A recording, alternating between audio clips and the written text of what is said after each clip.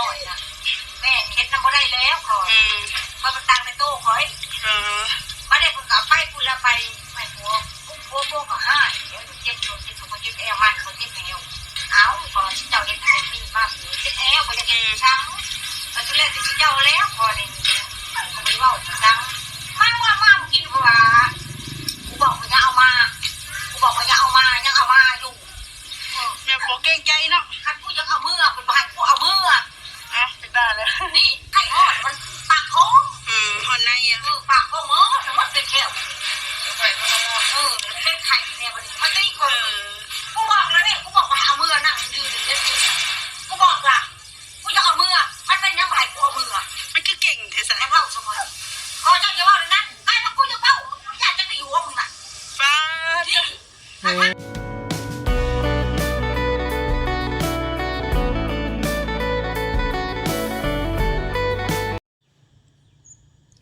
กับทักทายสบายดีเด้อพ่อแม่พี่น้อง FC เบอร์สุขสู่คนก็ยินดีต้อนรับเข้าสู่ซอสนวนสายลุยอีกแล้วพี่น้องเอ้ยพบพอสนมณีเนาะนั่งอยู่เฮือนนอกสมโอพี่น้องเอ้ยทางน้องก็ยังบ่มาเนาะทางสนวนก็สินั่งเว้าเรื่องอันนั้นเนาะพี่น้องเนาะทางซามูพี่น้องเอ้ยก็ขออนุญาตเนาะก็คือทางสนวนก็เห็นคลิปทางเอ้ยละเนาะพี่น้องเนาะเพิ่นไปหาทางเมซาโมหั่นล่ะเมเลี้ยงเนาะทางสนวนก็โอ้ยพี่น้องเอ้ยเนาะตารุโตนเมื่อได้ยินแล้วก็ตารุโตนน้องน้ำมนต์เนาะผู้ใหญ่มันก็ยังบ่สามารถแบบว่าเอาตัวเองรอดอยู่เนาะพี่น้องเนาะจักเจ็บจักไข้จักจักทุกอย่างแล้วเนาะว่าพื้นผู้ใหญ่จักไข่จักหนาวจักพิษจักถือกับพอยังหู้อยู่พี่น้องเอ้ยแต่ทางน้องเพิ่นนี่ยังบ่ฮู้หยังเนาะเพราะว่ายังเนาะอยู่ปีหนึ่งปีปลายเขา2 ปีหั่นแหละเนาะลูกสาวโมน้องน้ำมนต์ก็คือทางพระผู้ใหญ่เพิ่นก็โอ้ยพี่น้องเอ้ยที่ว่าทางสนวนไปซอยเพิ่นเนาะเพิ่นเห็นแล้วก็ยินข่าวก็โอ้ยเป็นตาลุโตนคือว่าหั่นล่ะพี่น้องเนาะแบบว่าอาศัยมีก็คือทางสมูแล้วก็พอสำนักล่ะเนาะแต่เราก็ว่าเพลงบ่เพลงลูกเราก็เพลงพี่น้องเอ้ยสุดความสามารถหรือว่าผู้เป็นแม่หั่นล่ะเนาะก็เพลงอยู่แต่ว่าบางคนก็ว่ามันบ่เพลงลูกนี่นะมันก็เพลงอยู่ดอกเนาะแต่ว่ามันจังไดพี่น้องเอ้ยแบบว่าบ่มีกินมีอยู่แล้วก็พาลูกเราไปเร่ร่อนหรือว่าไปเก็บสิ่งของเก่าหั่นล่ะคือตามแม่เราเว้าแล้วก็คือโตเราเองว่าออกมาหั่นล่ะเนาะไปเก็บเครื่องเก่าเครื่องหยังหิมโถหิมทางได้เก็บกระป๋องแต่ก็พอได้ขายพี่น้องเอ้ยบ่ได้ขี้ดอกกำไรเนาะก็บ่ได้หลายพี่น้องเอ้ยคือเราเว้าแหละ50หรือว่ายังได้ก็70เนาะหรือว่าแสนปลายพี่น้องเอ้ยแต่ทีนี้ทางสนวนก็เห็นคลิปเอ้ยละเนาะเราไปหามื้อนั้นไปหาทางแม่เฒ่า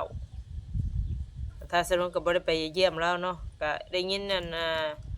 ทักหาน้องเมย์อยู่มื้อนั้นก็เนาะน้องเมย์เพิ่นก็ว่าทางแม่เฒ่าเราบ่สบายว่าซั่นเนาะประมาณแบบว่าสะเราะเคาะหรือสะเราะหยังแหละ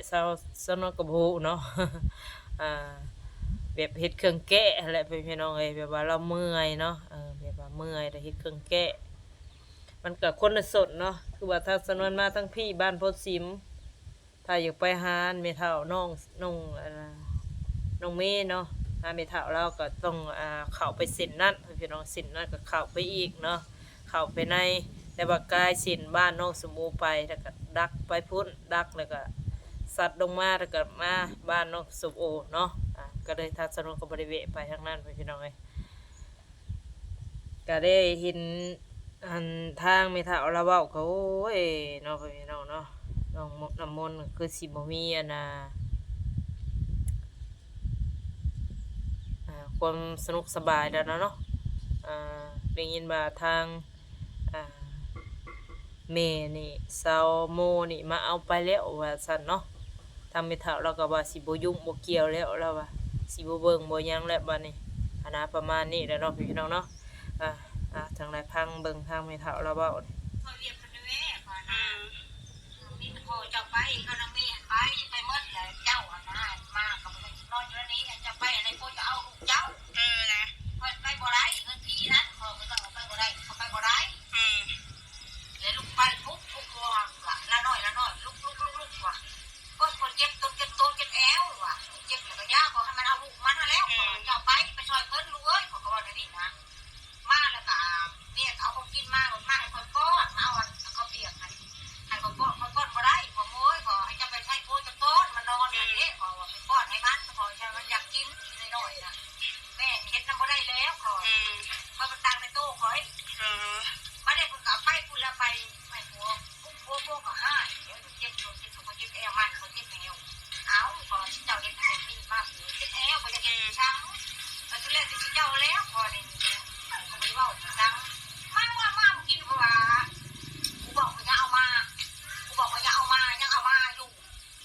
แม่ผัวเก่งใจเนาะ คันกูยังเอามือเป็นบ่ให้กูเอามือเป็นบ้าเลยนี่มันว่ามันโมเมนต์นั้นก็ยังให้เจ้าหันง่ายที่เจ้าเองใครคนที่ไม่แห้งจะคอยเอาคอยเอานี่เวลาคนเจ็บก็นอนได้แอบคอยกับมึงเป็นเพื่อนแต่ที่เจ้าเป็นพ่อเป็นแม่แต่เที่ยวไปเที่ยวมาดูแน่นะเที่ยวมาเยี่ยม มัน ดู ว่า เลย นี่ขันหน้าเขามันเป็นเขาชิวอะไรห้างแต่เงินหนุ่มเจ้าเจ้าบ่มีเงินพอนี่ได้ยกถือยาเจ็บท้องกับเศร้าแล้วจับขี้จับหน้ามีบ่มีกระลูเต้ก็ต้องมาเบิ่งโอ้อันนี้คืออันน่ะน้องน้ำมนต์นั่นลงท้องเนาะพี่น้องเนาะลงท้องแล้วก็บ่สบายแต่ที่นี่แต่อันทางไม่เท่าเรานี่ก็บ่สบายแล้วน้ำเมื่อยแต่กบสาเหตุอันคือเราเว้านี่อันมื้อนั้นน่ะเป็นอันงานศพของอันน่ะพ่อเฒ่าน้องอุทัยเนาะเราก็เลยอยากให้ไปซอยเวียกซอยงานเพราะว่าอยู่ใกล้เคียงกันพี่น้องเอ้ยนี่ก็บ้านเรานี่ก็บ้านน้องอุทัยเนาะอยากให้อันพัวสมุนเอาไปซอยเวียกอันงานปรุงศพพ่อเฒ่าน้องอุทัยเนาะพี่น้องเนาะเนาะพี่น้องเนาะก็คือแบบว่ากบปลาสาเหตุก็คือแบบว่าป้อนข้าวป้อนน้ำน้องน้ำมนต์ประมาณนี้แหละที่เราเบ้าเนาะมีบ่มีกระลูเต้ก็ต้องมาเบิ่งมันตีมันไข่หอดมันปากท้องหอนในปากท้องมันเป็นแค่เป็นไข่เนี่ยมันตีคนกูบอกแล้วเนี่ยกูบอกว่าเอามือนั่งยืนกูบอกว่ากูจะเอามือมันเป็นยังไงกูเอามือมันคือเก่งเถอะสะมันเล่าสมองพอจะว่าเลยนะไอ้มันกูจะเล่ากูอยากจะไปอยู่ว่ามึงน่ะฟ้าที่มันรู้พอละชั่วโมงในนั้นนะบ่ได้ครับเก่งใจนะพ่อเรียกพ่อตัวลูกเจ้าว่าไม่ให้เขาเด็กน้อยพ่อมาให้เจ้าเบิ้งแล้วก็เบิ้งเลยคอยดูแลเด้อพอบ้านกว่าทีมร้านนี้ขอเจ้าหาเงินแล้วพอซื้อนมซื้อยังก็ซื้อมาให้มันเป็นคนนักพอนี่นะพอมาจ้างมันไข่ไหนคอยแล้วคอยแล้วว่านี่แหละแบบมึงเห็นไหมกูว่ะคอยมึงว่ามึงกระยาขอใครจะว่าเจ้าคนนับถือคอยเป็นพ่อเป็นแม่คนนับถือเลยเนี่ยคอยเจ้าจำไว้เลยว่ามึงจะจำไหมมาตอบนี่มึงจำไว้ลูกหน้าสักการมึงจำไว้นี่จะพนันพ่อบอกกล้าแล้วมันค่ะเดี๋ยวว่าพ่อนี่ป้าลูกให้มันกระยาพ่อนี่เขามาหักเขาไม่ยังไงมันเข่ามาแล้วเขามาหักแบบว่ามันเกินเป็นน้องมาเพื่อนมาสร้างเขาเพราะสิมาเห็นแบบนั้นมันเยี่ยมพี่โมว่าเจ้าไปเยี่ยมพ่อแม่เขาพ่อไปหาเงินเจ้าไปเห็นมันทุกสิ่งทุกอย่างมันจะมาบ่อยากเห็นจังมีแต่นอนต่อไม่ใช่ยังกับบ่อยากไปนั่งกินให้เป็นบ้าเยี่ยมแม่พ่อแม่คอยเดี๋ยวนี้กูเมียว่าสนใจแล้วก็เจ็บหัวนะถ้าสโมแล้วก็ซ้อนผัวอยู่เนาะหมายถึงแบบว่าลูกเคยน่ะโตไม่เท่าเนาะแบบว่าให้เมียว่าเอามาให้ยังนี่นั่นเบามึงเบากูขึ้นคำว่ามึงกูพี่น้องเอ้ยโอ้เนาะกับปกติแล้วทางไม่เท่าเนาะแล้วก็คือก็ให้แบบว่าลูกเขาสิมาเดือดร้อนตัวเองสิประมาณนี้เนาะเราก็สิคิดจุดนี้พี่น้องเอ้ยกับปกติแล้วเนาะก็คือแบบว่าลูกเคยนี่อยากเก่งแบบว่าอย่าว่าถ่วมหัวถ่วมหางหรือว่าจะว่าลูกหัวลูกหน้าลูกตามานับถือไม่เท่าเราเป็นพี่น้องเอ้ยทำไมที่เราว่าเนาะแต่ถ้าสโมเนี่ยเราก็เว้าถือตามทีมไม่เท่าเราเว้าเนาะถ้าสโมนี่คิดเห็นว่าเวลาสโมเมื่อพุ่นเราก็ซอยเวียกซอยงานทางแม่ย่าเนาะแต่ว่าเราก็เลยเว้าพัวว่าบัดเจ้ามานี่ พ่อแม่ข่อยใส่หนี้ใส่หันเจ้าคือบ่ได้มีแต่นอนเว้นว่าซั่นอ้าวพี่น้องเอ้ยเนาะชีวิตสาวโม จักสิว่าจังไดบ่จบบ่สิ้นชีวิตสาวโมนี่เป็นตาสงสารทั้งน้องน้ำมนต์เนาะพี่น้องเนาะ มันผิดน้ำมีโม แล้วเขาไม่ได้พูดมันนะผัวนี่มันไม่เหยียบคอยได้ เอาผัวมาข่มเหงคนในเงื่อนว่าซะ แล้วมันทักทายว่าลูกเจ้าอยู่ทุกข์กระยายอยากจะแต่งกระต่างพ่อมาสนแล้วใช่ป่ะ จะพากูว่าไปทางอี พ่ ต้ อน ข้าวไหนพ่อมันเมื่อยแล้วคนมันลูกมันใครอยู่คนเอาเงินไปซื้อยานะได้ยาที่มาซื้อแล้วเมื่อวานแล้วเขาได้ใช้แล้วเขาให้ลูกไปซื้อมาอีกเช่นไรคอยดิแล้วมันเล่าคอยดิคือหมาดิ จะฮักกับ มืด ไอ้ เนาะ นี่ต้ พี่ อง น้ แต่ อง ว่าจะเผาทิมน้ำมนต์อีต้นมัน พอเราทิมแล้วบัดนี้พอข้าเจ้าเมื่อเจ้าเอาก่อนเด้อเอาเพื่อนคนก้อนชักชักคอยดีแล้วเจ้ามากขึ้นก็หามากดอกมันเชื่อว่าเป็นหยังมันเป็นยังไงใช่ไหมถอยเขาแม่จกแก้ไขปัญหาของลูกแล้วมันเล่านี่มันทำกับลูกบ่ย่ำก่อนเนี่ยมันบ่มีคำว่าอย่างเงี้ยคำเก่งมันแบบว่ามันมาเฮือนมาซ่านชมพอผู้หญิงเลยมัน คนบ่ย่ำให้หมด มาลูก เจ้าหันเลยเขาว่าเจ้าไปแจ้งไว้โลด และพ่อจะทักเรามาพ่อบริยาพ่อจะว่าพ่อจะชินั่งยืนนั่งรอให้มันไปมันมาให้นั่งมันมาเลยพ่อจะให้อ่านมันไปนั่งมาตั้งกี่โมหันมันบ่มาก็ให้มาพ่อจะไปแจ้งยูแจ้งโน่แจ้งพ่อบ้าน คือไปแจ้งไว้โลดพวกคนแบบนี้เขาก็บอกว่ามันจิตใจไม่ได้ไหน มาในไรจังมาเรียกได้ แล้วอีกอย่างก็เอามามาลงไปจบเจียขันว่ายังอยู่กับผู้นี้ก็คือบ่ต้องมาเหยียบได้ดีบอกโง่โลด พ่อแล้วว่าพ่อไม่ได้มาเหยียบดอกปฏิหารมันเรา โอ้ย พ่อมาเอื้อนยังดอกพ่อมาสอนยังพ่อมาอะไรเจ้ามันนี่ลูกพ่อเป็นแล้วนี่เลยชมมันมือมันไม่คอยชมไงพ่อมาได้ชมไอ้เจ้าพ่อกระทักมา เขาเอามือเอง พ่อมาได้ชมพ่อว่าโอ้ยทำท่าว่าอีนางนี่นะอีมดนี่มันเป็นเลยนี่พ่อกับเจ็บโจโซ่เลยนี่พ่อกับบริยูมันเจ็บแล้วเขาไปเป้าเขาบอกน้อยแล้วเขาไปเอาคอยมานี่มันเลิกลางตอน12 โมง คือความหมายของเจ้าคืออยากให้โง่มาเบิ่งลูกอยู่นี้ให้มาเอาอยู่นี้แล้วถ้าทำเจ้าดีเจ้าเศร้า ฉันทราบคนนี้ก็เศร้า พี่น้องเนาะได้พังนะทางไม่เท่าเราเบาได้แก่โอ้ยพี่น้องเอ้ยจากจังไรเนาะแบบว่าลูกเป็นเนาะทางไม่เท่าเรากับแบบว่าพ่อแม่ก็เลยแบบว่ายังให้อันพ่อกับแม่เพิ่นเบิ้งประมาณนี้เราเมื่อยเนาะเราเมื่อยแล้วมานี่แล้วห้องบอกลูกมาเบิ่งอันหลานน้องน้ำมนต์ทางเบาแล้วลงท้องอะไรพี่น้องเอ้ยขออนุญาตก็แบบถ่ายรู้เนาะแล้วก็บทสบายแน่ประมาณนี้แต่ที่นี่พัวสะโมนะว่าว่าถ้าไม่เท่านะเฮ็ดให้ลูกเพิ่นเป็นเจ็บเป็นไข้เลยสิมาเอาลูกคืนให้เพิ่นมื้อเลี้ยงเนาะประมาณนี้โอ้ยพี่น้อยเรื่องเป็นเรื่องบานเนาะเอามีโอกาสบ่ละถ้าสนวนก็สิเข้าไปถ่ายไปถามไปดิดน้ำเล่าเนาะพี่น้องเนาะคือทางสนวนกับบ่ได้ฟังสุดหรอกพี่น้องเอ้ยจังเท่าไรเนาะแต่คือทางผู้รักผู้ใหญ่เพิ่นก็โอ้ยพี่น้องเอ้ยเนาะติดเพิ่นก็สงสารคือว่าเอาแหละถ้าเห็นเนี่ยก็โอ้ยเนาะ